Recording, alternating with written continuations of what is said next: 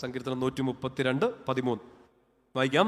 എന്തെന്നാൽ കർത്താവ് സിയോനെ തെരഞ്ഞെടുത്തു, അതിനെ തൻ്റെ വാസസ്ഥലമാക്കാൻ അവിടുന്ന് ആഗ്രഹിച്ചു. കർത്താവ് സിയോനെ തെരഞ്ഞെടുത്തു, അതിനെ തൻ്റെ വാസസ്ഥലമാക്കാൻ കർത്താവ് തീരുമാനിച്ചു. എന്ന് വെച്ചാൽ ആ സിയോൻ, മുമ്പേ പറഞ്ഞു, ആ സിയോൻ നമ്മൾ ഓരോരുത്തരുമാണ്, ഞാനാണ്. കർത്താവ് എന്നെ തിരഞ്ഞെടുത്തു. എന്തിനാ തിരഞ്ഞെടുത്തേ? എന്ന് വെച്ചാൽ കർത്താവിന് വസിക്കണം. എവിടെ? എൻ്റെ ഉള്ളിൽ. പറഞ്ഞേ ഹല്ലേലൂയ. 14-ാമത്തെ വാക്യം ഇങ്ങനെയാണ്: ഇതാണ് എന്നേക്കും എൻ്റെ വിശ്രമസ്ഥലം, ഞാൻ ഇവിടെ വസിക്കും, എന്തെന്നാൽ ഞാനത് ആഗ്രഹിച്ചു. എന്ന് വെച്ചാൽ എൻ്റെ ഉള്ളിൽ വസിക്കാൻ, നിങ്ങളുടെ ഉള്ളിൽ വസിക്കാൻ, നമ്മുടെ കൂടെ ആയിരിക്കാൻ, നമുക്കൊരു കോട്ട കെട്ടി നമ്മുടെ ചുറ്റും ഇങ്ങനെ പൊതിഞ്ഞു നിൽക്കാൻ കർത്താവ് ഒത്തിരിയായിട്ട് ആഗ്രഹിക്കുന്നു. നമുക്കൊരാഗ്രഹമുണ്ട്, ഈശോ കൂടെ വേണം, ഈശോയുടെ കൂടെ ആയിരിക്കണം, കർത്താവ് എപ്പോഴും നമ്മളെ സംരക്ഷിക്കണം. അതിനേക്കാളും മുകളിലായിട്ട് ഈശോ ആഗ്രഹിക്കുകയാണ് നിങ്ങളുടെ കൂടെ വസിക്കാൻ, നിങ്ങൾക്ക് ചുറ്റുമായിരിക്കാൻ, നിങ്ങൾക്കൊരു കോട്ട കെട്ടി നിങ്ങൾക്ക് സംരക്ഷണം നൽകാൻ. പറഞ്ഞേ ഹല്ലേലൂയ. ശക്തി പറഞ്ഞേ ഹല്ലേലൂയ. എന്താ ചെയ്യണം? എപ്പോഴും ഈശോയുടെ സാന്നിധ്യത്തിലായിരിക്കുക, ഈശോയുടെ സന്നിധിയിലായിരിക്കുക. ഈശോ ഇങ്ങനെ ഉദ്ധാനം ചെയ്ത് പിന്നെ സ്വർഗത്തിലേക്ക് പോകുമ്പോൾ ശിഷ്യന്മാരോട് പറഞ്ഞൊരു കാര്യം നമ്മൾ വായിക്കുന്നുണ്ട് ലൂക്ക 24-ൽ: ഉന്നതത്തിൽ നിന്ന് ശക്തി സ്വീകരിക്കുന്നത് വരെ ഇവിടം വിട്ട് പോകരുത്. ഉന്നതത്തിൽ ശക്തി സ്വീകരിക്കുന്നവരെ കർത്താവിൻ്റെ സാന്നിധ്യം വിട്ട് പോകരുത്. കർത്താവ് വസിക്കാൻ തീരുമാനിച്ച ഇടങ്ങൾ വിട്ടു പോകരുത്. നിങ്ങളുടെ ഇടവക ദേവാലയമായിരിക്കും, ഇങ്ങനെ ഒരു ധ്യാന ഹാളായിരിക്കാം, വചനം കേൾക്കുന്ന ഒരു സ്ഥലമായിരിക്കും, ഒരു ആരാധന ചാപ്പലായിരിക്കാം. എൻ്റെ പ്രിയപ്പെട്ട സഹോദരങ്ങളെ, ഓരോ ദിവസവും നമ്മുടെ മുമ്പിൽ പുതിയ പുതിയ പ്രതിസന്ധികൾ, സങ്കടങ്ങൾ, വേദനകളൊക്കെ വരുമ്പോൾ നമ്മൾ ആയിരം സ്ഥലങ്ങളിലേക്ക് ഓടുകയല്ല, ഈശോയുടെ സന്നിധിയിൽ പോയിരിക്കുക, അവിടെ ഒരൊറ്റ ഇരിപ്പിരിക്കുക. ഉന്നതത്തിൽ നിന്ന് ശക്തി സ്വീകരിക്കുന്നത് വരെ ഇവിടം വിട്ട് പോകരുത്. പറഞ്ഞേ ഹല്ലേലൂയ. ഒരിച്ചിരി 10 മാർക്കിനുള്ള പ്രശ്നമാണെങ്കിൽ അത്ര ഇരുന്നാൽ മതി. നിങ്ങളുടെ മുമ്പിൽ ഒരു 100 മാർക്കിനുള്ള പ്രശ്നമാണ്, അത്രയും വലിയ പ്രശ്നമാണെങ്കിൽ എന്നാ ചെയ്യണം? അത്രയും കൂടുതൽ ഇരിക്കണം. കാരണം ആ പ്രശ്നത്തെ അതിജീവിക്കണമെങ്കിൽ നമുക്ക് അത്രയും ശക്തി വേണം. നിങ്ങളുടെ വ്യക്തി ജീവിതത്തെ ഓർക്കുക, നിങ്ങളുടെ കുടുംബജീവിതത്തെ ഓർക്കുക. ഒരു കുഞ്ഞു പ്രശ്നങ്ങളൊക്കെ മാറാൻ വേണ്ടി നമ്മൾ പള്ളിയിലോട്ട് ഓടിയിട്ടുണ്ട്, ആരാധനയ്ക്ക് ഇരുന്നിട്ടുണ്ട്.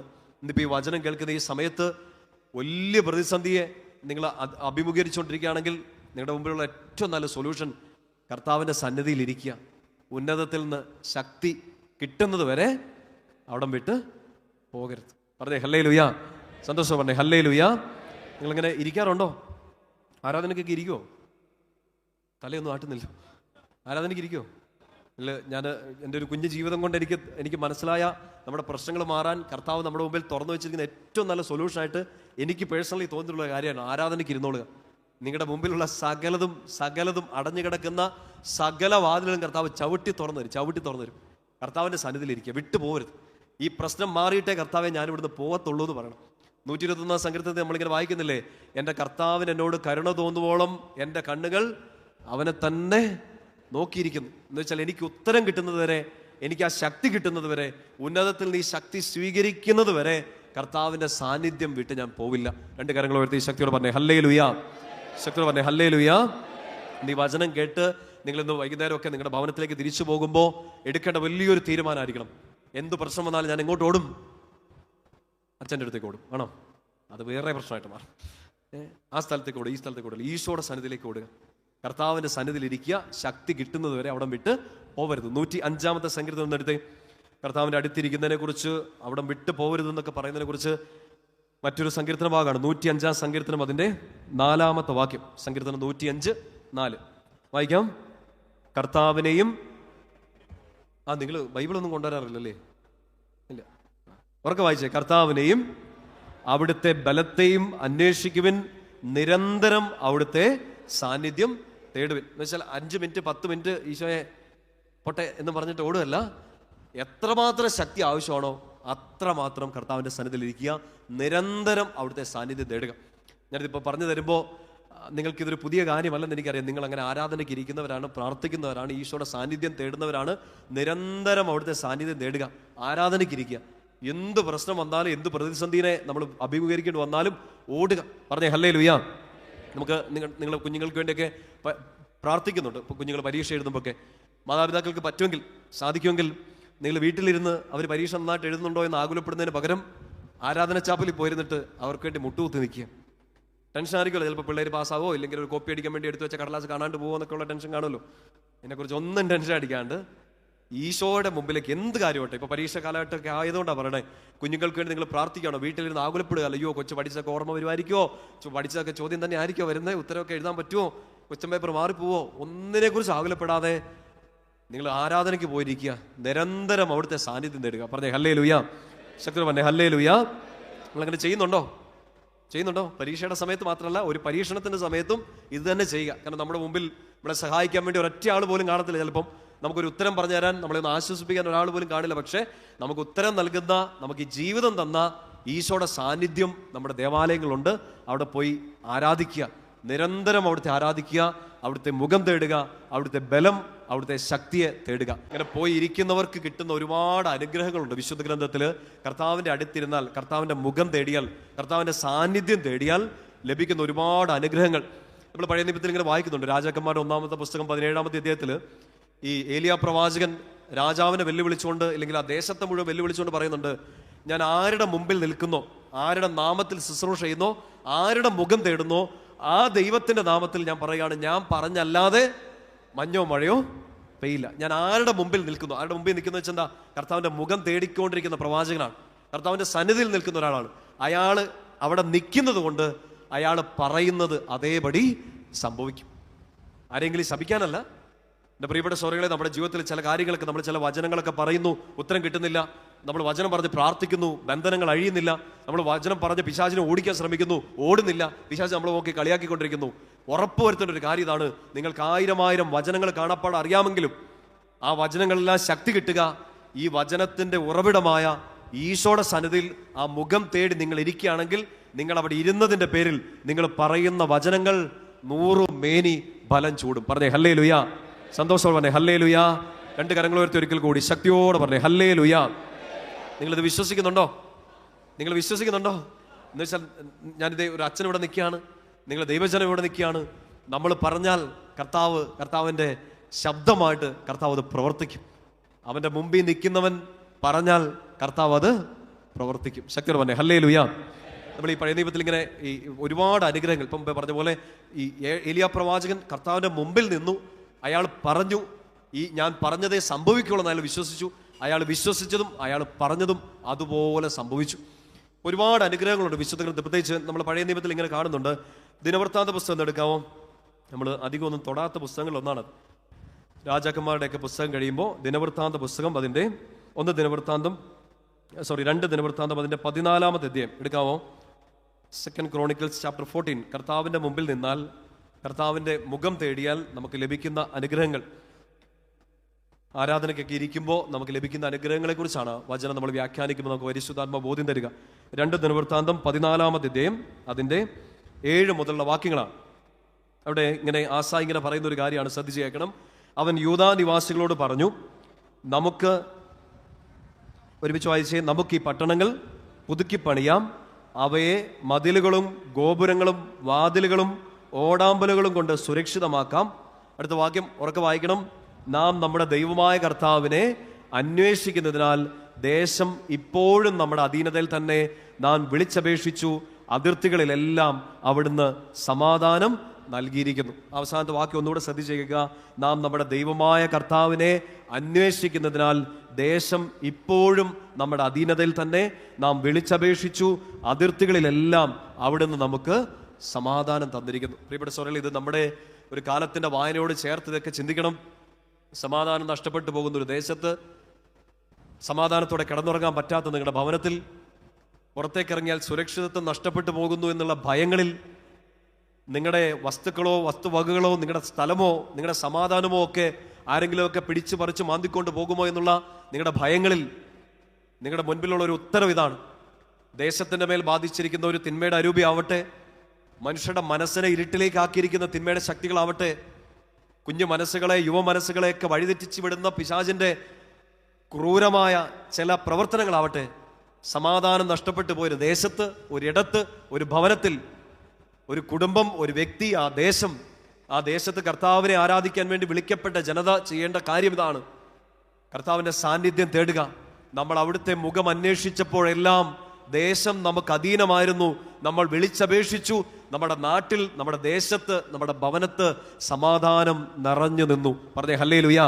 അല്ലാണ്ട് നമ്മൾ ആയിരം വഴികൾ നോക്കി ദേശത്ത് സമാധാനം ഉണ്ടാകണം, വീട്ടിൽ സമാധാനം ഉണ്ടാകണം, അതിർത്തികളിൽ സമാധാനം ഉണ്ടാകണം, ഒരു കുഴപ്പം ഉണ്ടാവരുത്, ഇങ്ങനെ നമ്മൾ ഒത്തിരി പരിപാടികൾ ചെയ്തുകൊണ്ടിരിക്കുന്നതിനിടയ്ക്ക് മറന്നുപോകുന്ന ഒരു വലിയ കാര്യമാണ് ഈ ദേശത്ത് നമ്മെ നിർത്തിയ, ഈ ഭവനത്തിൽ നമ്മളെ സ്ഥാപിച്ച, ഈ മക്കളെ നമുക്ക് തന്ന, ഈ പ്രിയപ്പെട്ടവരെ നമുക്ക് തന്ന, ഈ ഭവനവും ഈ ജോലി ചെയ്യുന്ന സ്ഥലങ്ങളും പഠിക്കുന്ന ഇടങ്ങളും നമ്മൾ ശുശ്രൂഷ ചെയ്യുന്ന ഇടങ്ങളും എല്ലാം നമുക്ക് തന്ന, എവിടെയെങ്കിലും നിങ്ങളുടെ സമാധാനം നഷ്ടപ്പെട്ടോ ആ സ്ഥലത്തെല്ലാം നിങ്ങളെ കൊണ്ടെത്തിച്ച ആ കർത്താവ് നിങ്ങൾക്ക് സമാധാനം തരണമെങ്കിൽ ഒറ്റ വഴിയുള്ളൂ, അവിടുത്തെ മുഖം തേടിക്കൊണ്ടിരിക്കുക.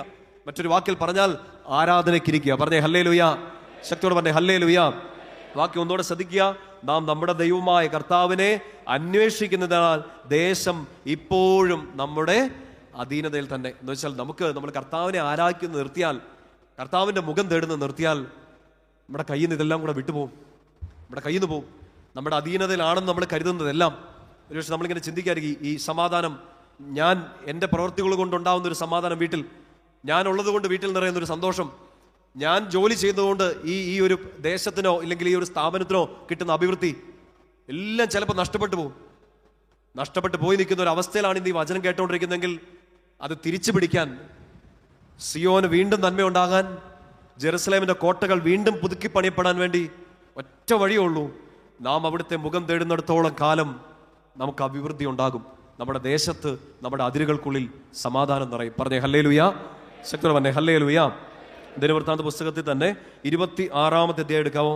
2 ദിനവൃത്താന്തം 26-ാമത്തെ അധ്യായം ഉസിയ രാജാവിനെ കുറിച്ചാണ്. രാജാവിനെ കുറിച്ചൊക്കെ നമ്മൾ ഒത്തിരി കേട്ടിട്ടുണ്ട്. യെശയ്യാ പ്രവാചകനുമായിട്ട് ബന്ധപ്പെട്ട് ഉസിയ രാജാവിന്റെ ഒരു വലിയ നന്മയായിട്ട് നമ്മൾ കാണുന്ന ഒരു കാര്യമാണ്. 2 ദിനവൃത്താന്തം 26-ാമത്തെ അധ്യായം അതിന്റെ 5-ാമത്തെ വാക്യം വചനം ശ്രദ്ധിച്ച് കേൾക്കുക. 2 ദിനവൃത്താന്തം 26 അതിന്റെ 5-ാമത്തെ വാക്യം.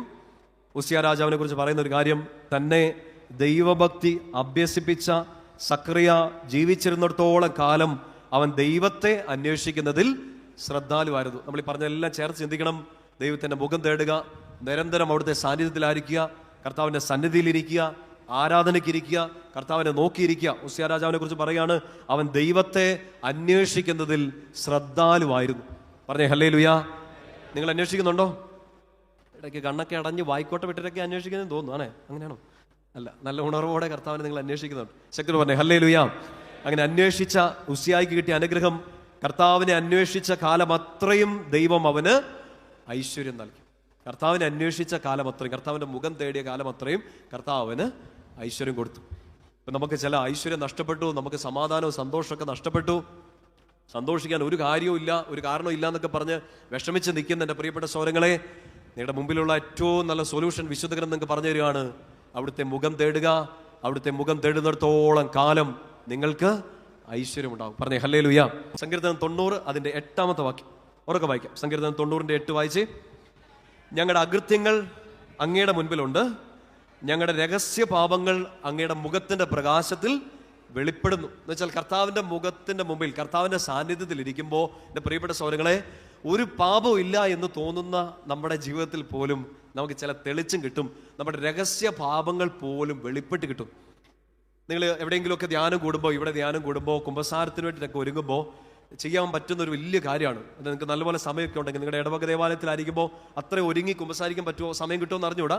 എങ്കിലും ഒരു ആരാധനാലയത്തിലൊക്കെ നിങ്ങൾക്ക് പോയി കുമ്പസാരിക്കാൻ പറ്റുമ്പോൾ, ഒരു ധ്യാനകേന്ദ്രത്തിലൊക്കെ പോയി കുമ്പസാരിക്കാൻ പറ്റുമ്പോൾ, അച്ഛന്മാർ 10 പേര് അവിടെ അവൈലബിൾ ആണെങ്കിലും നിങ്ങൾ ആദ്യം കുറച്ചു നേരം പോയിട്ട് ഒന്ന് ആരാധനയ്ക്കിരിക്കണം. എന്തിനാത്? അതായത് ഈ വചനത്തിന് അർത്ഥം പിടികിട്ടണം. അങ്ങയുടെ മുഖത്തിന്റെ പ്രകാശത്തിൽ എൻ്റെ രഹസ്യ പാപങ്ങൾ പോലും വെളിപ്പെടുന്നു. പറഞ്ഞേ ഹല്ലേലൂയ. ചിലപ്പോൾ 2 കൊല്ലം കൂടിയിട്ടൊക്കെ ആയിരിക്കും കുമ്പസാരിക്കുന്നത്. എന്നാലും പോയിട്ട് അവിടെ കുമ്പസാരക്കൂട്ടി പോയി പറയില്ലേ, അങ്ങനെ അത്ര വലിയ പാപങ്ങളൊന്നും ചെയ്തിട്ടില്ല, 2 കൊല്ലമായി കുമ്പസാരിച്ചിട്ട്, എന്നാലും സമയം കിട്ടാഞ്ഞുകൊണ്ടായിരിക്കും എന്നറിയത്തില്ല. ചിലപ്പോൾ നമ്മൾ അറിയാണ്ട് പറഞ്ഞു പോകായിരിക്കും. നമ്മൾ മറന്നു പോകുന്നതുകൊണ്ടാണ്, ചെയ്യാത്തതുകൊണ്ടല്ല, മറന്നുപോയി. 2 കൊല്ലമായില്ലേ കുമ്പസാരിച്ചിട്ട്. ചിലപ്പോൾ കഴിഞ്ഞ ആഴ്ച കുമ്പസാരിച്ചായിരിക്കും. ചില പാപങ്ങൾ വെളിപ്പെട്ട് കിട്ടുന്നുണ്ടാവില്ല. ചിലപ്പോൾ സാത്താൻ അറിഞ്ഞുകൊണ്ട് നമ്മുടെ കണ്ണുകളെ മൂടിക്കളയും. ഇത് നമ്മൾ ഏറ്റു പറയാതിരിക്കാൻ വേണ്ടിയിട്ട്, ഏറ്റു പറഞ്ഞ് പാപമോചനം കിട്ടി സ്വാതന്ത്ര്യത്തിലേക്ക് വരാതിരിക്കാൻ സാത്താൻ ചിലപ്പോൾ നമ്മുടെ ഓർമ്മകളെ, പാപത്തെക്കുറിച്ചുള്ള, ചെയ്തു പോയതിനെ കുറിച്ചുള്ള ഒരു അനുതാപം നമുക്ക് വരാതിരിക്കാൻ വേണ്ടി ഒരു അല്പസമയത്തേക്ക് ചിലപ്പോൾ ഒരു കണ്ണിലോട് പൊടിയിട്ടേക്കാം. ആ പൊടി വീഴാതിരിക്കാൻ വേണ്ടിയാണ് ചെയ്യേണ്ടത്. ആരാധനയ്ക്ക് പോയിരുന്നിട്ട് കുമ്പസാരത്തിന് ഒരുങ്ങുക. പറഞ്ഞേ ഹല്ലേലൂയ. എല്ലാവരും അങ്ങനെയൊക്കെ ചെയ്യാറുണ്ടോ? എനിക്കൊക്കെ അങ്ങനെ ചെയ്യാൻ ഇഷ്ടം പോലെ സമയമുണ്ട്, ഭാഗ്യമുണ്ട്. എപ്പോൾ വേണേലും പോയിരുന്ന് ആരാധനയ്ക്ക് ഇരുന്നിട്ട് കുമ്പസാരിക്കാൻ ഒരുങ്ങാം. അങ്ങനെ പോയിരിക്കണം. എന്ന് വെച്ചാൽ നമ്മൾ മറന്നു പോയതോ നമ്മൾ പറയണ്ട എന്ന് വിചാരിച്ചോണ്ട് ചിലപ്പോൾ ഒളിപ്പിച്ച് പിടിച്ചതോ, ഇതെത്ര വലിയ തെറ്റാണോ എന്ന് നമ്മൾ ചിന്തിച്ച നമ്മുടെ അനുഗ്രഹത്തിന് ഏറ്റവും തടസ്സമായി നിൽക്കുന്ന ആ രഹസ്യ പാപം പോലും കർത്താവിൻ്റെ മുഖത്തിൻ്റെ പ്രകാശത്തിൽ വെളിപ്പെടുന്നു. വെച്ചാൽ നിങ്ങൾക്ക് വിശുദ്ധിയിലായിരിക്കാൻ ഏറ്റവും നന്നായിട്ട് കഴുകി ശുദ്ധീകരിച്ച് നല്ല കുമ്പസാരം നടത്തി കർത്താവിൻ്റെ മുമ്പിൽ ഒരു 100% ക്ലീൻ ആയിട്ടിരിക്കാൻ, വിശുദ്ധിയിലിരിക്കാനും നിങ്ങളെ സഹായിക്കുന്നത് കർത്താവിൻ്റെ സാന്നിധ്യത്തിൽ ഇരിക്കുമ്പോഴാണ്. അവിടുത്തെ മുഖത്തിൻ്റെ പ്രകാശത്തിൽ എൻ്റെ രഹസ്യ പാപം പോലും വെളിപ്പെടുന്നു. പറഞ്ഞേ ഹല്ലേലൂയ, ശക്തിയോട് പറഞ്ഞേ ഹല്ലേലൂയ. കാര്യങ്ങൾ പിടികിട്ടിയോ? ഒന്ന്, കർത്താവിൻ്റെ മുൻപിലിരിക്കുമ്പോൾ നമുക്ക് സമാധാനവും ഉണ്ടാകുന്നു. 2, കർത്താവിൻ്റെ മുഖം തേടുമ്പോൾ ഐശ്വര്യം ഉണ്ടാകുന്നു. 3, നമ്മളിപ്പോൾ പറഞ്ഞു, കർത്താവിൻ്റെ മുഖത്തിൻ്റെ പ്രകാശത്തിൽ നമ്മുടെ രഹസ്യ പാപങ്ങൾ പോലും വെളിപ്പെടുന്നു. സങ്കീർത്തനം 27 എടുത്തേ. കുറേ പേർക്കും കാണാതെ അറിയാവുന്ന സങ്കീർത്തനങ്ങളൊന്നാണ് 27-ാമത്തെ സങ്കീർത്തനം. കഥയൊന്നും പറയാനായിട്ട് നിങ്ങൾക്ക് വിഷമം വരുന്നുണ്ടോ? കഥയൊക്കെ ഇന്ന് ധ്യാനം കഴിഞ്ഞ് വീട്ടിൽ പോയിരുന്ന കഥയൊക്കെ കേട്ടോ. ഇവിടെ വരുമ്പോൾ നമുക്ക് വചനം കേൾക്കണം കർത്താവിൻ്റെ സന്നിധിയിലിരുന്ന്. 27-ാമത്തെ സങ്കീർത്തനം അതിൻ്റെ 7 മുതലുള്ള വാക്യങ്ങളാണ്. 7, 8 അച്ഛൻ വായിച്ച് കേൾപ്പിക്കാൻ നിങ്ങളെ ശ്രദ്ധിച്ച് കേൾക്കുക. സങ്കീർത്തനം 27, 7, 8. ഒരാളിങ്ങനെ പ്രാർത്ഥിക്കുകയാണ്, ദാവീദ് ഇങ്ങനെ പ്രാർത്ഥിക്കുകയാണ്, കർത്താവേ, ഞാൻ ഉച്ചത്തിൽ വിളിച്ചപേക്ഷിക്കുമ്പോൾ അവിടുന്ന് കേൾക്കണമേ, കാരുണ്യപൂർവ്വം എനിക്ക് ഉത്തരമരുളണമേ. നമ്മുടെ ഒരു നിഷ്കളങ്കമായ പ്രാർത്ഥന പോലെ തന്നെ ദാവീദ് പ്രാർത്ഥിക്കണം, കർത്താവേ, ഞാൻ നിലവിളിച്ച് പ്രാർത്ഥിക്കുമ്പോൾ, ഞാൻ ചങ്കുപൊട്ടി പ്രാർത്ഥിക്കുമ്പോൾ എനിക്ക് എൻ്റെ നിലവിളിക്ക് ഉത്തരം തന്ന് അങ്ങനെ അനുഗ്രഹിക്കണം. പ്രാർത്ഥന കേട്ടെ. കർത്താവെ, ഞാൻ ഉച്ചത്തിൽ വിളിച്ചപേക്ഷിക്കുമ്പോൾ അവിടുന്ന് കേൾക്കണമേ, കാരുണ്യപൂർവ്വം എനിക്ക് ഉത്തരമരുളണമേ. അടുത്ത വാക്യം ശ്രദ്ധിക്കാം. കർത്താവ് ഉത്തരം കൊടുക്കുന്നത് ഇങ്ങനെയാണ്. 8-ാം വാക്യം, എൻ്റെ മുഖം തേടുവിൻ എന്ന് അവിടുന്ന് കൽപ്പിച്ചു. ഇപ്പം ഞാൻ പ്രാർത്ഥിക്കണം, കർത്താവ് എൻ്റെ രോഗം മാറണം. ഞാൻ ഉച്ചത്തിൽ വിളിച്ചപേക്ഷിക്കുകയാണ്, എൻ്റെ രോഗം മാറണം. ഞാൻ പ്രാർത്ഥിക്കുകയാണ്, എൻ്റെ വീട്ടിൽ സമാധാനം വേണം. ഉച്ചത്തിൽ ചങ്ക് പൊട്ടി വിളിക്കുകയാണ്, എൻ്റെ മക്കൾ ഐശ്വര്യത്തിലായിരിക്കണം, എൻ്റെ ജീവിത പങ്കാളി നല്ല രീതിയിലായിരിക്കണം, എനിക്ക് ജോലി ലഭിക്കണം, ഞാൻ ആഗ്രഹിക്കുന്നത് പോലെ കർത്താവ് എനിക്കൊരു ഉയർച്ച ഉണ്ടാവണം.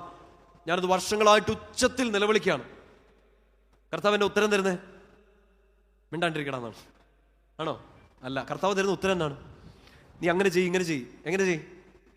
എൻ്റെ മുഖം തേടുവിൻ എന്ന് അവിടുന്ന് എന്നോട് കൽപ്പിച്ചു. എന്ന് വെച്ചാൽ നിങ്ങളുടെ ജീവിതത്തിലെ എന്ത് ആവശ്യങ്ങളാവട്ടെ, ഈശോയോട് നിലവിളിച്ച് സ്വർഗത്തിൻ്റെ നിലവിളിയിലേക്ക് ഉയർത്തുമ്പോൾ സ്വർഗം നമുക്ക് തരുന്ന ഉത്തരം ഇതാണ്, നിങ്ങൾ വേറെ ഒന്നും ചെയ്യണ്ട, എൻ്റെ മുഖം തേടുവിൻ എന്ന് അവിടുന്ന് കൽപ്പിച്ചു. എന്നെ നോക്കിയിരിക്കാൻ. ആരെ? അച്ഛനെ അല്ല, ആരെ നോക്കിയിരിക്കാൻ? ഈശോയെ നോക്കിയിരിക്കുക. അതാണ് ആരാധന. നമ്മുടെ ജോൺ മരിയ വിയാനിയോട്, ജോൺ മരിയ വിയാനി അറിയോ? ആരാ? ഒരു വിശുദ്ധനല്ലേ, ഒരു വിശുദ്ധനല്ലേ, വൈദികരുടെ, പ്രത്യേകിച്ച് ഇടവക വൈദികരുടെ മധ്യസ്ഥനാണ്. ജോൺ മരിയ വിയാനിയെ കുറിച്ചൊക്കെ ഇങ്ങനെ നമ്മൾ വായിച്ചിട്ടുണ്ട്. പഠിക്കാൻ അത്ര വലിയ മിടുക്കനൊന്നും അല്ലായിരുന്നു, ഇച്ചിരി പുറകോട്ടായിരുന്നെങ്കിലും കർത്താവിൻ്റെ ജ്ഞാനം, ഈ അറിവിനെ അതിശയിച്ചപ്പോൾ വലിയൊരു വിശുദ്ധനായ കുമ്പസാരക്കൂടുകളുടെ മധ്യസ്ഥനായിട്ടൊക്കെ നിന്ന വിശുദ്ധ John Maria Vianney. John Maria Vianney ഇങ്ങനെ ചെന്ന പള്ളിയിൽ വലിയ പ്രസംഗിക്കാനൊന്നും അറിയത്തില്ല, കാര്യങ്ങളൊന്നും അറിയത്തില്ല. ജോൺ മരിയ വിയാനി ഇങ്ങനെ മണിക്കൂറുകൾ ആരാധനയ്ക്കിരിക്കുകയായിരുന്നു.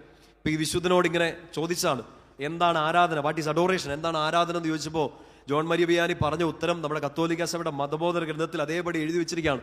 ജോൺ മരിയ വിയാനി പറഞ്ഞ ഒരു ഉത്തരം അതാണ്, അറിവിനെ അതിശയിക്കുന്ന ജ്ഞാനത്തിൽ പറഞ്ഞതാണ്, ആരാധന എന്നാൽ ഞാൻ ഈശോയെ നോക്കുന്നു, ഈശോ എന്നെയും. ആരാധന എന്താണ്?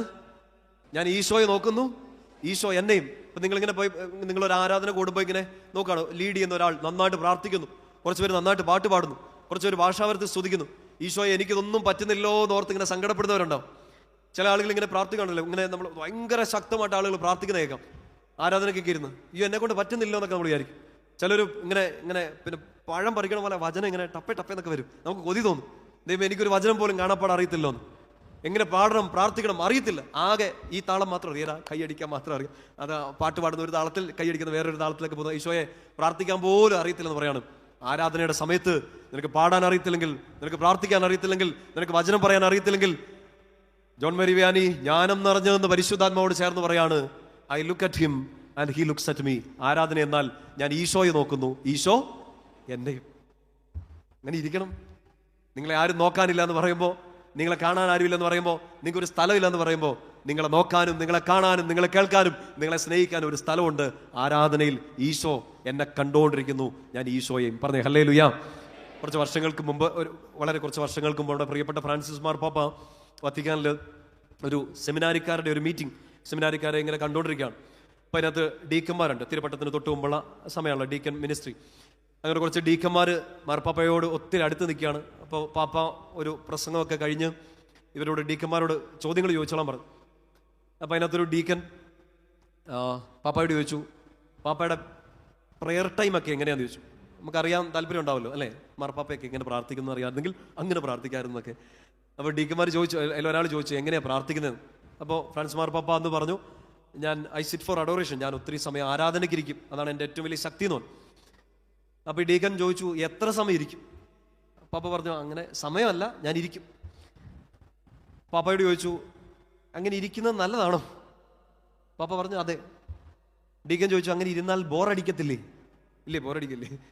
ഇതിങ്ങനെ കേട്ടോണ്ടിരിക്കുമ്പോൾ തന്നെ ബോറടിക്കുന്നു. അപ്പോഴാണ് ഈശോയെ നോക്കിയിരിക്കുന്നത്. അങ്ങനെയൊക്കെ നമ്മൾ ചിന്തിക്കുമോ ദൈവമേ. പാപ്പ പറഞ്ഞു ബോറടിക്കും. അപ്പൊ ഡീക്കന് കൗതുകം കൂടി. ബോറടിച്ചാൽ എന്നായും, ബോറടിച്ചാലും അവിടെ ഇരിക്കും. ആരുടെ മുമ്പിൽ ഇരിക്കുന്നത്?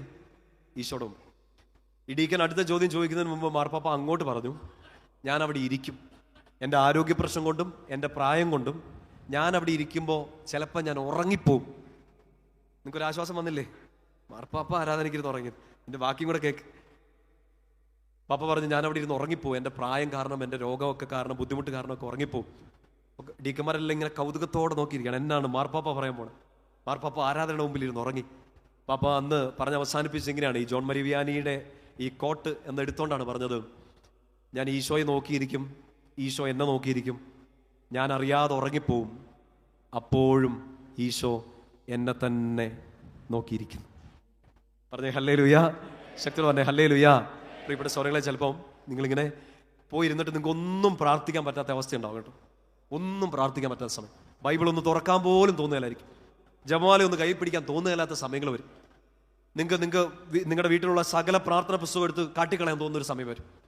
ഒന്നും പ്രാർത്ഥിക്കാൻ തോന്നാത്ത വിശുദ്ധർക്കൊക്കെ അത് വന്നിട്ടുണ്ട്. അതുകൊണ്ട് നിങ്ങൾക്ക് വരും അല്ലേ. ആവിലായാലും അമ്മത്രേസയൊക്കെ പറയുന്നില്ലേ, ആത്മാവിൻ്റെ ഇരുണ്ട രാത്രി, the dark night of the soul, പ്രാർത്ഥിക്കാൻ പോലും പറ്റാത്ത അവസ്ഥ. മദർ തെരേസയ്ക്ക് വന്നിട്ടുണ്ട്, കൊച്ചു തെരേസയ്ക്ക് വന്നിട്ടുണ്ട്, കുരിശിൻ്റെ വിശുദ്ധ യോഹന്നാന് വന്നിട്ടുണ്ട്. എല്ലാ ദൈവമക്കൾക്കും അത് വരാൻ സാധ്യതയുണ്ട്. ഒന്നും പ്രാർത്ഥിക്കാൻ പറ്റാത്ത സമയത്തും ആരാധനയ്ക്ക് പോയിരിക്കണം.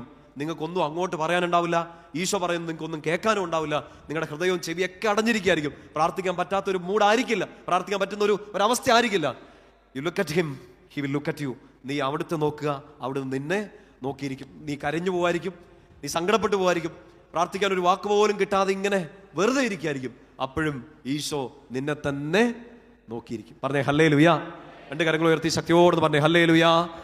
വീശി ശക്തിയോട് പറഞ്ഞേ ഹല്ലേലൂയ. അപ്പൊ ആരാധനയ്ക്ക് ഇരിക്കാൻ വേണ്ടിയിട്ട് പറയുന്ന സങ്കീർത്തനാണ് 27 സങ്കീർത്തനത്തിൽ വീണ്ടും പറയാണ്, കർത്താവിനോട് ഞാൻ നിലവിളിച്ച് അപേക്ഷിച്ചു, പ്രാർത്ഥിച്ചു, ഉത്തരവിതാണ്. കർത്താവിന്റെ മറുപടി ഇതാണ്, എൻ്റെ മുഖം തേടുവിൻ എന്ന് അവിടുന്ന് എന്നോട് കൽപ്പിച്ചു. അടുത്ത വാക്യം ഇങ്ങനെയാണ്, ദാവീദ് ഒരു തീരുമാനം, അല്ലെങ്കിൽ ദൈവഭക്തനായ ഒരു വിശ്വാസി ഇങ്ങനെ ഒരു തീരുമാനം എടുക്കുന്നു, കർത്താവേ അങ്ങയുടെ മുഖം ഞാൻ തേടുന്നു എന്ന് എൻ്റെ ഹൃദയം അങ്ങയോട് മന്ത്രിക്കുന്നു. എന്ന് വെച്ചാൽ കർത്താവിനോട് നിലവിളിച്ച് അപേക്ഷിച്ചു, കർത്താവ് പറഞ്ഞു എൻ്റെ മുഖം തേടുക. നമ്മുടെ തീരുമാനം എന്താണ്? അങ്ങയുടെ മുഖം ഞാൻ തേടുന്നു. കർത്താവിൻ്റെ മുഖം തേടും. അതൊരു വലിയ തീരുമാനമായിരിക്കണം. ഇന്ന് നമ്മൾ ഈ വചനം കേൾക്കുന്ന ഈ ദിവസം നിങ്ങളുടെ ഒരു ആത്മീയ തീരുമാനങ്ങൾ, ഒത്തിരി തീരുമാനങ്ങൾ എടുത്തിട്ടുണ്ട്. നമുക്ക് വലിയ നോമ്പൊക്കെയാണ് അടുത്ത് വരുന്നു, അപ്പോൾ ഒത്തിരി തീരുമാനം എടുത്താണ്. എന്നൊക്കെ ഉപേക്ഷിക്കാനാണ് ഇപ്രാവശ്യം തീരുമാനം എടുത്തേക്കണേ? ബൈബിൾ ഉപേക്ഷിച്ചേക്കാം അല്ല, പിന്നെ പ്രാർത്ഥന എങ്ങനെ നിർത്തിയേക്കാം? ഏറ്റവും ഇഷ്ടമുള്ളത് നിർത്തണം, ഉപേക്ഷിക്കണം എന്നൊക്കെയാണല്ലോ നമുക്ക് കുഞ്ഞിലെ പറഞ്ഞു തന്നേക്കുന്നത്.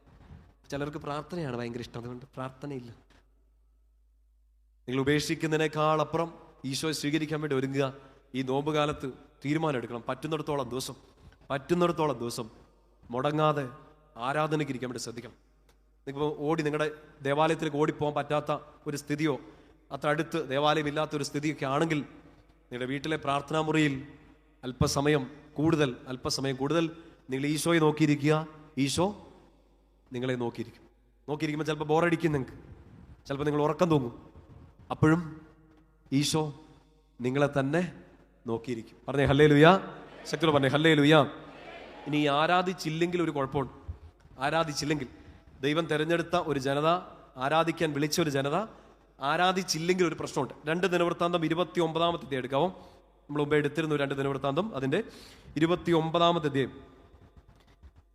ഒരു ദേശം, ഒരു കുടുംബം, ഒരു വ്യക്തി ആരാധനയിൽ നിന്ന് പുറകോട്ട് പോയാൽ, ദൈവത്തിൻ്റെ മുഖം തേടുന്നതിൽ നിന്ന് പുറകോട്ട് പോയാൽ സംഭവിക്കാൻ സാധ്യതയുള്ള വലിയൊരു അപകടത്തെക്കുറിച്ച് നമ്മൾ 2 ദിനവൃത്താന്തം 29 അധ്യായത്തിൽ കാണുന്നുണ്ട്.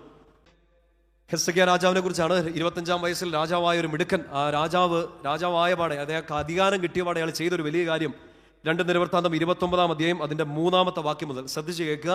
ഭരണമേറ്റ ആദ്യ വർഷം ആദ്യ മാസം തന്നെ അവൻ കർത്താവിന്റെ ആലയത്തിന്റെ വാതിലുകൾ തുറക്കുകയും കേടുപാടുകൾ തീർക്കുകയും ചെയ്തു. ഒറ്റ വായനത്തെ നമുക്ക് മനസ്സിലാവും. രാജാവായപ്പോൾ അയാൾ ആദ്യം ശ്രദ്ധ കൊടുത്തത് എന്ത് കാര്യത്തിലാണ്? ദേവാലയത്തിനും ദൈവീക കാര്യങ്ങൾക്കും ആരാധനയ്ക്കും പ്രാധാന്യം കൊടുത്തു. രാജാവായപ്പോൾ ആദ്യം ദൈവീക കാര്യങ്ങൾക്ക് പ്രാധാന്യം കൊടുത്തു. അടുത്ത വാക്യം ശ്രദ്ധിക്കുക. അവൻ പുരോഹിതന്മാരെയും ലേവ്യരെയും കിഴക്കേ അങ്കണത്തിൽ വിളിച്ചുകൂട്ടി പറഞ്ഞു, ലേവ്യരെ കേൾക്കുവിൻ, നിങ്ങളെ തന്നെ ശുദ്ധീകരിക്കുവിൻ. നിങ്ങളുടെ പിതാക്കന്മാരുടെ ദൈവമായ കർത്താവിന്റെ ആലയം വിശുദ്ധീകരിച്ച് വിശുദ്ധ സ്ഥലത്ത് നിന്ന് സകല മാലിന്യങ്ങളും നീക്കം ചെയ്യുക. എന്ന് വെച്ചാൽ അശുദ്ധമായതെല്ലാം, ദേവാലയത്തിന് ചേരാത്തതെല്ലാം, ആരാധനയ്ക്ക് ചേരാത്തതെല്ലാം പുറത്താക്കുക. ആരാധനയ്ക്ക് ചേരാത്തതെല്ലാം നമ്മുടെ ചിന്താരീതികളായിരിക്കാം, നമ്മുടെ സ്വഭാവ രീതികളായിരിക്കാം, എന്തു തന്നെ ആവട്ടെ, ആരാധനയ്ക്ക് ചേരാത്ത, ദൈവജനത്തിന് ചേരാത്തത് സകലതും ഒഴിവാക്കാൻ പറയാണ് പുരോഹിതന്മാരോടും പുരോഹിതരിലൂടെ ജനത്തിനോടും. അടുത്ത വാക്യം, നമ്മുടെ പിതാക്കന്മാർ ദൈവമായ കർത്താവിന്റെ മുൻപിൽ തിന്മ പ്രവർത്തിച്ച് അവിശ്വസ്തത കാണിച്ചു, അവിടുത്തെ പരിത്യജിച്ചു. അവിടുത്തെ വാസസ്ഥലത്ത് നിന്ന് അവർ മുഖം തിരിച്ച് അവിടുത്തെ മുൻപിൽ പുറംതിരിഞ്ഞു. പറഞ്ഞേ ഹല്ലേലൂയാ. ഒരു വലിയ തെറ്റിനെ കുറിച്ച് ഹെസക്കിയ പറയാണ്. ഹെസക്കിയ ആ തെറ്റുകളൊക്കെ തിരുത്താൻ പോവാണ്. രാജാവായ ഉടനെ ദേവാലയത്തിന്റെ കേടുപാടുകൾ തീർത്തു, ആരാധനയുടെ കുറവുകളൊക്കെ മാറ്റി, പുരോഹിതരോട് തങ്ങളെ തന്നെ ശുദ്ധീകരിക്കാനും ദേവാലയത്തിൽ നിന്ന് അശുദ്ധമായതെല്ലാം മാറ്റാനും പറഞ്ഞു. അതിന്റെ കാരണം പറയാണ്, നമ്മുടെ പിതാക്കന്മാർ ഒരു തെറ്റ് ചെയ്തു. എന്താണ് ആ തെറ്റ്? അവര് കർത്താവിന്റെ അടുത്തുനിന്ന് മുഖം തിരിച്ചു, കർത്താവിന് മുഖം തിരിഞ്ഞു നിന്നു, കർത്താവിനെ മൈൻഡ് ചെയ്തില്ലെന്ന്. ആരാധനയെ കുറിച്ച് നമ്മൾ പറഞ്ഞു, കർത്താവിന്റെ മുഖത്തോട് മുഖം കാണുന്ന സമയമാണ് ആരാധന. ജനം ചെയ്തു പോയ തെറ്റിനെ കുറിച്ച് ഹെസക്കിയ പറയാണ്, ആരാധിക്കേണ്ടതിന് പകരം അവർ കർത്താവിൽ നിന്ന് മുഖം തിരിച്ചു. പറഞ്ഞേ ഹല്ലേലൂയാ. ശക്തോട് പറഞ്ഞേ ഹല്ലേലൂയാ. 7-ാം വാക്യം, അവർ പൂമുഖ വാതിലുകൾ അടച്ചു, ദീപങ്ങൾ അണച്ചു, ഇസ്രായേലിന്റെ ദൈവത്തിന്റെ വിശുദ്ധ സ്ഥലത്ത് ധൂപാർച്ചന നടത്തുകയോ ദഹനബലി അർപ്പിക്കുകയോ ചെയ്തില്ല. എന്ന് വെച്ചാൽ ആരാധന മുടക്കി, ദൈവാരാധന മുടക്കി. ബാക്കി എല്ലാ കാര്യങ്ങൾക്കും ആഘോഷങ്ങൾക്കും ജണ്ട് പൂമാല എല്ലാം പറയുന്നതിന്റെ അർത്ഥം ഉള്ളിൽ കിടക്കുന്നതെല്ലാം മനസ്സാവുമെന്ന് കരുതുന്നു. ബാക്കി എല്ലാം ആഘോഷങ്ങളും ഉണ്ടായി, ആരാധന കുറച്ചു, ആരാധനയ്ക്ക് പ്രാധാന്യം കുറച്ചു. ദൈവത്തിന്റെ നേരെ തിരിയേണ്ട ഒരു മുഖം മറ്റ് പലതിലേക്കും തിരിഞ്ഞു. ഈശോയ്ക്ക് കൊടുക്കേണ്ട ആരാധന മറ്റ് ആഘോഷങ്ങൾക്ക്, മറ്റ് കുഞ്ഞു കുഞ്ഞു കാര്യങ്ങൾക്ക് ഇതാണ് പ്രധാനമെന്ന് പറഞ്ഞ് ഇങ്ങോട്ട് തിരിഞ്ഞു. ഈശോയെ മറന്നു. ദൈവാരാധന മറന്നുപോയൊരു ജനത്തെ തിരുത്താൻ ഹെസക്കിയ രാജാവായപ്പോൾ തീരുമാനമെടുക്കുകയാണ്. ദേവാലയത്തിന്റെ വാതിലുകൾ തുറന്നിട്ടു, ആരാധനയ്ക്ക് വഴിയൊരുക്കി, പുരോഹിതരോട് അശുദ്ധമായതെല്ലാം ഒഴിവാക്കാൻ പറഞ്ഞു, ദൈവത്തിന്റെ മുഖത്തോട്ട് നോക്കാൻ ദൈവജനത്തോട് ആഹ്വാനം ചെയ്തു. പറഞ്ഞേ ഹല്ലേലൂയാ. അങ്ങനെ ചെയ്യാതിരുന്ന പിതാക്കന്മാർക്ക് സംഭവിച്ച ഏറ്റവും വലിയ അപകടത്തെക്കുറിച്ച് ഹെസക്കിയ പറയുകയാണ്. 8-ാം വാക്യം, അതിനാൽ കർത്താവിന്റെ ക്രോധം യൂദായുടെയും ജെറുസലേമിന്റെ മേൽ പതിച്ചു, നിങ്ങൾ സ്വന്തം കണ്ണുകൊണ്ട് കാണുന്നത് പോലെ അവിടുന്ന് അവരെ ഭീതിക്കും പരിഭ്രമത്തിനും പരിഹാസത്തിനും പാത്രമാക്കി. എന്ന് വെച്ചാൽ ദൈവത്തെ ആരാധിക്കാത്ത ഒരു ജനം ഭയപ്പെട്ടു, ദൈവത്തെ ആരാധിക്കാത്ത ഒരു ജനം ടെൻഷൻ അടിച്ചു, ദൈവത്തെ ആരാധിക്കാത്ത ജനം എന്ത് ചെയ്യണമെന്നറിയാതെ വട്ടം തിരിഞ്ഞു. നമുക്ക് നമ്മുടെ ജീവിതത്തിലേക്ക് ഒന്ന് തിരിഞ്ഞു നോക്കണം. പേടിച്ച് നിൽക്കുന്ന ഒരു ജനതയാണ്, പുറത്തേക്കിറങ്ങാൻ പേടിക്കുന്ന ഒരു ജനത, വീട്ടിനകത്ത് സമാധാനത്തോടെ ഇരിക്കാൻ പറ്റാത്തൊരു ജനത. ശരിയാണോ? അറിയത്തില്ല എപ്പോഴാണ് തലയ്ക്ക് ചുറ്റിക്ക് അടി കൊള്ളുന്നതെന്ന്. പത്രമൊക്കെ വായിക്കുന്നില്ലല്ലേ? വായിക്കാണ്ടിരിക്കുന്നത് നല്ലത്. നിങ്ങൾക്ക് പേടിച്ച് മരിക്കും. അറിയത്തില്ല എന്നാണ് കൊട്ട് വീഴുന്നതെന്ന് അറിയത്തില്ല. പേടിയോടെ കഴിയേണ്ട ഒരു ജനത. എവിടെയാണ് ശ്രദ്ധ തെറ്റിപ്പോയെന്ന് ഓർത്തേക്കണം. എവിടെയാണ് നമുക്ക് ഈ സമൂഹത്തിന്, ഈ ആരാധന സമൂഹത്തിന് തെറ്റുപറ്റിയത്? ഈശോയിൽ നിന്ന് ശ്രദ്ധ മാറി ബാക്കി എല്ലാത്തിലേക്ക് ശ്രദ്ധ പോയി. ആ ശ്രദ്ധ പോയതെല്ലാം ഒരുപക്ഷെ നമ്മുടെ അപകടത്തിലേക്ക് ആക്കി വെക്കുകയും ചെയ്തു. പറഞ്ഞേ ഹല്ലേലൂയാ. ഒരു കുഞ്ഞ് എക്സാമ്പിൾ പറഞ്ഞാൽ അത് വേദനിക്കുമെന്ന് എനിക്ക് അറിഞ്ഞുകൂടാ. വേദനിച്ചാലും കുഴപ്പമില്ല. ഒരു ഉദാഹരണം മാത്രമാണ്. ഒരു അമ്മച്ചി ഒരു വല്യമ്മച്ചിയുടെ മോൾക്ക് കുഞ്ഞുണ്ടാവുന്നില്ല. വലിയൊരു സങ്കടമാണ്.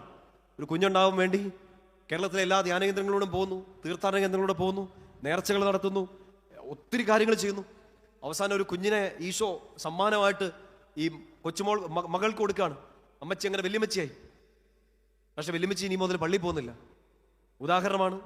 ഇതേതെങ്കിലും സംഭവമായിട്ടോ വ്യക്തികളുമായിട്ടോ സാദൃശ്യമുണ്ടെങ്കിൽ തികച്ചും യാദൃച്ഛികമല്ല, സത്യം മാത്രം. ഇപ്പൊ പള്ളി പോകുന്നില്ല. എന്താണ്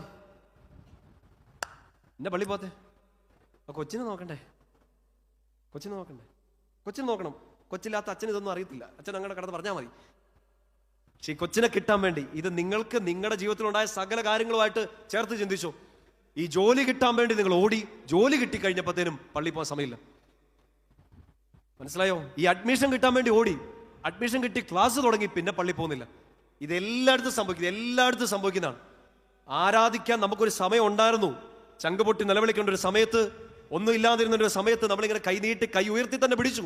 പക്ഷെ ആ നീട്ടിപ്പിടിച്ച് കയ്യിലേക്ക് കർത്താവ് അളവില്ലാതെ അധികമായിട്ട് ഒഴുക്കി തന്നപ്പോ ആ കൈയൊന്ന് മടക്കി വെച്ച്, കൈയൊന്ന് കെട്ടിവെച്ച് കർത്താവിനെതിരെ പുറംതിരിഞ്ഞെങ്കിൽ, നീ പുറംതിരിഞ്ഞ് ഇപ്പൊ എന്തിനു നോക്കുന്നോ അത് ചിലപ്പോൾ നിനക്കെതിരെ തിരിഞ്ഞു കടിക്കാൻ സാധ്യത കൂടുതലാണ്.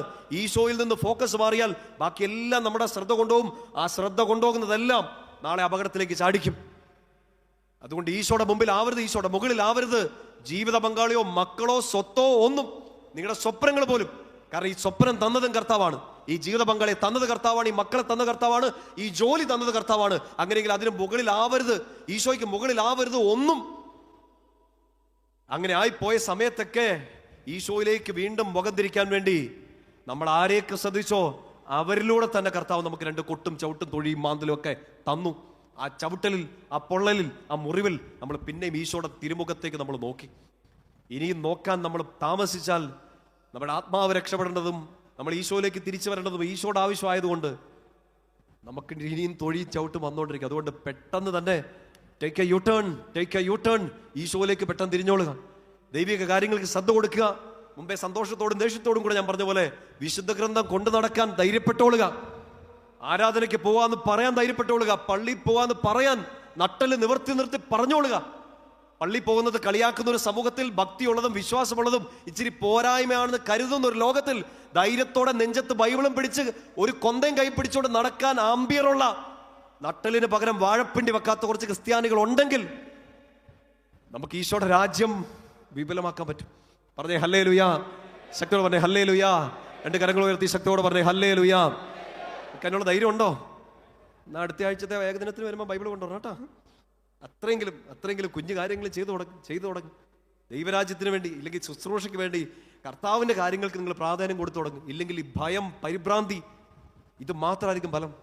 നിങ്ങളുടെ ഭയം മാറണം, നിങ്ങളുടെ സങ്കടങ്ങൾ മാറണം, നിങ്ങളുടെ ദുരിതങ്ങൾ, രോഗങ്ങളെല്ലാം മാറണം. എന്നുള്ള ഒരു ഉത്തരം ദൈവിക കാര്യങ്ങളിൽ ശ്രദ്ധ കൊടുക്കുക. ദൈവിക കാര്യങ്ങളിൽ ശ്രദ്ധ കൊടുത്താൽ കർത്താവ് നിങ്ങൾ ചിന്തിക്കുന്നതിന് അപ്പുറമായിട്ട് നിങ്ങളെ അനുഗ്രഹിക്കും. വിശ്വാസത്തോടെ പറഞ്ഞേ ഹല്ലേലൂയാ. ശക്തിയോടെ പറഞ്ഞേ ഹല്ലേലൂയാ. 1 ദിനവൃത്താന്തം എടുക്കാവോ? നമ്മൾ വായിച്ചുകൊണ്ടിരിക്കുന്നത് 2 ദിനവൃത്താന്തമാണ്. ദിനവൃത്താന്ത പുസ്തകം 1 ദിനവൃത്താന്തം അതിൻ്റെ 13-ാമത്തെ അധ്യായം. നമ്മളിപ്പോൾ ഹെസ്സക്കിയ രാജാവായപ്പോൾ ചെയ്ത കാര്യം കണ്ടു. ദേവാലയത്തിൻ്റെ കാര്യങ്ങൾ അയാൾ ക്രമീകരിച്ചു. അയാൾ പറഞ്ഞു, പണ്ട് പിതാക്കന്മാർ ചെയ്ത പോലെ തെറ്റ് വരരുത്, നമ്മൾ ദൈവിക കാര്യങ്ങളിൽ ശ്രദ്ധ കൊടുക്കണം. ഇതുപോലെ തന്നെ ഇസ്രായേലിലെ ഏറ്റവും മിടുക്കനായ രാജാവ് ദാവീദ് രാജാവായ സമയത്ത് അയാൾ പറയുന്ന ഒരു കാര്യമുണ്ട്. 1 ദിനവൃത്താന്തം 13-ാം അധ്യായം അതിൻ്റെ 3-ാമത്തെ വാക്യം ബൈബിൾ കൊണ്ടുവന്നിട്ടുള്ളവർ ഒരുമിച്ച് വായിക്കുക. 1 ദിനവൃത്താന്തം 13-3. നമ്മുടെ ദൈവത്തിൻ്റെ പേടകം വീണ്ടും നമുക്ക് നമ്മുടെ അടുക്കൽ കൊണ്ടുവരാം. സാവൂളിൻ്റെ കാലത്ത് നാം അതിനെ അവഗണിച്ച് കളഞ്ഞു. പക്ഷെ പറയണം, ആദ്യത്തെ രാജാവ് സാവൂൾ. ആ സാവൂള് നിങ്ങൾ വിശുദ്ധ ഗ്രന്ഥം ഇച്ചിരി സീരിയസ് ആയിട്ട് വായിക്കും പിടിയിട്ടും, സാവൂള് ഭരിക്കുന്ന സമയത്ത് വിശുദ്ധ ഗ്രന്ഥം ആ കാര്യങ്ങളൊക്കെ എഴുതി വെക്കുന്ന സമയത്ത് ഒറ്റ തവണയെ ദൈവത്തിൻ്റെ പേടകത്തെക്കുറിച്ച് പരാമർശിക്കുന്നുള്ളൂ, ഒറ്റ തവണ. പിന്നെ സാവൂൾ അത് മറന്നു കളയാണ്. ഇപ്പം ദാവീദ് ഇവിടെ രാജാവായപ്പോൾ പറയാണ്, നമുക്ക് ദൈവത്തിൻ്റെ പേടകം തിരിച്ചു കൊണ്ടുവരണം. സാവൂളിൻ്റെ കാലത്ത് നമ്മളത് മറന്നു കളഞ്ഞു. പറഞ്ഞേ ഹല്ലേലൂയാ. അങ്ങനെ ദാവീദ് ദൈവത്തിൻ്റെ പേടകം കൊണ്ടുവരുന്നു. 14-ാമത്തെ അധ്യായത്തിൽ ദാവീദിൻ്റെ വിജയം. ദൈവത്തിൻ്റെ കാര്യങ്ങൾക്ക് ശ്രദ്ധ കൊടുത്തപ്പോൾ ദാവീദിന് കിട്ടിയ ആദ്യത്തെ അനുഗ്രഹം, ദാവീദ് ചെയ്ത കാര്യങ്ങളെല്ലാം കർത്താവിന് വിജയം കൊടുത്തു. 15-ാമത്തെ അധ്യായം ഇങ്ങനെയാണ്. ഉടമ്പടിയുടെ പേടകം ജെറുസലേമിലേക്ക് കൊണ്ടുവരുന്നു. 15-ാമത്തെ അധ്യായത്തിൻ്റെ 12-ാം വാക്യം ഇങ്ങനെയാണ് നമ്മൾ വായിക്കുക. ദാവീദ് പറഞ്ഞു, നിങ്ങൾ ലേവി ഗോത്രത്തിലെ കുടുംബത്തലവന്മാരാണല്ലോ. ഇസ്രായേലിന്റെ ദൈവമായ കർത്താവിന്റെ പേടകം കൊണ്ടുവന്ന് അതിനായി സജ്ജീകരിച്ചിരിക്കുന്ന സ്ഥലത്ത് വെക്കുന്നതിന് നിങ്ങളെ തന്നെയും നിങ്ങളുടെ സഹോദരന്മാരെയും ശുദ്ധീകരിക്കുക. ഹെസ്ക്കിയാ പറഞ്ഞ പോലെ തന്നെ പുരോഹിതന്മാരോട് പറയാണ്, നിങ്ങൾ നിങ്ങളെ തന്നെ ശുദ്ധീകരിക്കണം. 24-ാമത്തെ വാക്യത്തിൽ കുറച്ച് പുരോഹിതന്മാരുടെ പേരുണ്ട്. അവിടെ ഇങ്ങനെ വായിക്കും, ഈ പുരോഹിതന്മാർ ദൈവത്തിന്റെ പേടകത്തിന്റെ മുമ്പിൽ കാഹളം മുഴക്കി അവർ പേടകത്തിന്റെ കാവൽക്കാരായിരുന്നു. എന്ന് വെച്ചാൽ കർത്താവിന്റെ സാന്നിധ്യത്തിന്, നമ്മൾ ഇന്ന് ആരാധനയ്ക്ക് കർത്താവിന്റെ സാന്നിധ്യം ഏറ്റവും അടുത്ത് കാണുന്നത് പോലെ അന്ന് ദൈവത്തിന്റെ സാന്നിധ്യം അവർക്ക് ഏറ്റവും അടുത്ത് അനുഭവിക്കാൻ പറ്റുന്ന ദൈവത്തിന്റെ ആ പേടകം ആരാധനയ്ക്ക് വേണ്ടി മാറ്റിവെക്കാൻ, അതിനെ ആരാധനിക്കാൻ, പൂജകൾ അർപ്പിക്കാൻ, ധൂപം അർപ്പിക്കാൻ വേണ്ടി പുരോഹിതന്മാരോട് തങ്ങളെ തന്നെ ശുദ്ധീകരിക്കാൻ ദാവീദ് പറഞ്ഞു. അവരോട് അതിന് കാവൽ നിൽക്കാൻ ദാവീദ് പറഞ്ഞു. പറഞ്ഞേ ഹല്ലേലൂയാ. ശക്തിയോടെ പറഞ്ഞേ ഹല്ലേലൂയാ. 16-ാമത്തെ അധ്യായത്തിന്റെ 1-ാമത്തെ വാക്യം ഇങ്ങനെയാണ്, അവർ ദൈവത്തിന്റെ പേടകം കൊണ്ടുവന്ന് ദാവീദ് സജ്ജമാക്കിയിരുന്ന കൂടാരത്തിൽ സ്ഥാപിച്ചു.